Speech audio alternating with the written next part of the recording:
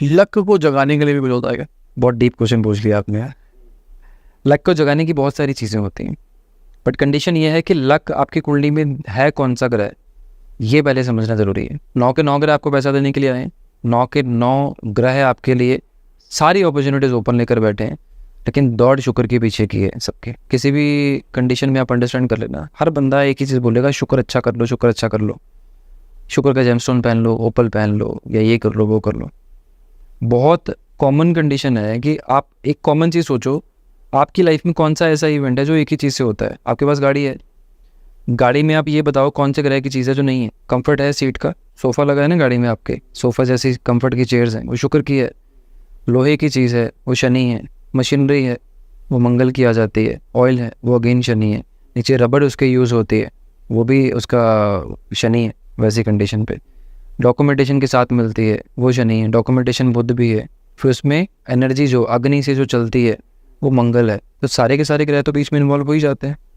लोग बोलेंगे बृहस्पति कैसे हो गया बीच में, तो बृहस्पति लास्ट आपकी जो गवर्नमेंट की तरफ से जो आपका जो बॉन्ड है कि इतने साल के लिए वैलिडेशन है, उसकी लाइफ स्पैन जो है वो बृहस्पति है उस चीज़ में।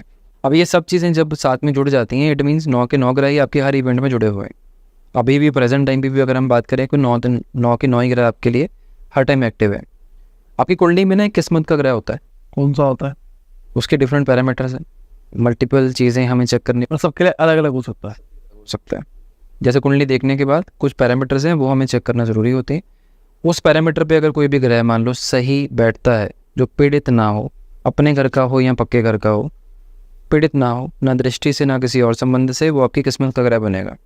वो ग्रह आपको जागृत कर सकता है आपकी कुंडली, और वो हाइट सच करा सकता है आपके लिए जो आपने कभी इमेजिनेशन में भी नहीं सोची। अदरवाइज कॉमन कंडीशन में अगर किसी को भी किस्मत को जगाने के लिए कोई भी उपाय करना है, वैसी कंडीशन में 3 चीज़ें आपको चाहिए। एक चाहिए आपको केसर, एक चाहिए दूध, एक चाहिए आपको शहद। ये 3 चीज़ें मिक्स करके आपको शिवलिंग के ऊपर अभिषेक करना रहता है, और लगातार करना है। लगातार का मतलब है कोई लिमिट नहीं है, आप फ्रीक्वेंट अपनी हैबिट बना लो, ठीक है। दूसरी चीज़ आपके लिए, जब 9 के 9 ग्रह आपकी फेवर में आ जाते हैं, या कोई ऐसी चीज़ जो हम करना चाहें जिसमें 9 के 9 ग्रह आपकी हेल्प करना शुरू कर दें। अनाथ आश्रम में जाके सेवा करनी शुरू करो, लोग जाते ही नहीं हैं। अनाथ आश्रम में जाओ, सेवा करो, उनका इमोशन बांटो, इमोशन शेयर करो उनसे। अगर आप ये करोगे, 9 के 9 ग्रह आपकी फेवर में आना शुरू हो जाएंगे। तो सबसे पहले thank you so much sir, बहुत मज़ा आया। बहुत सारी रेमेडीज जानने को मिली, और मुझे ऐसा लगा कि मैं भी शायद सीख सकता हूँ। मतलब आपने मुझे कॉन्फिडेंस दिया है कि हाँ, मैं ये शायद साइंस सीख सकता हूँ। बिल्कुल सीख सकते हैं।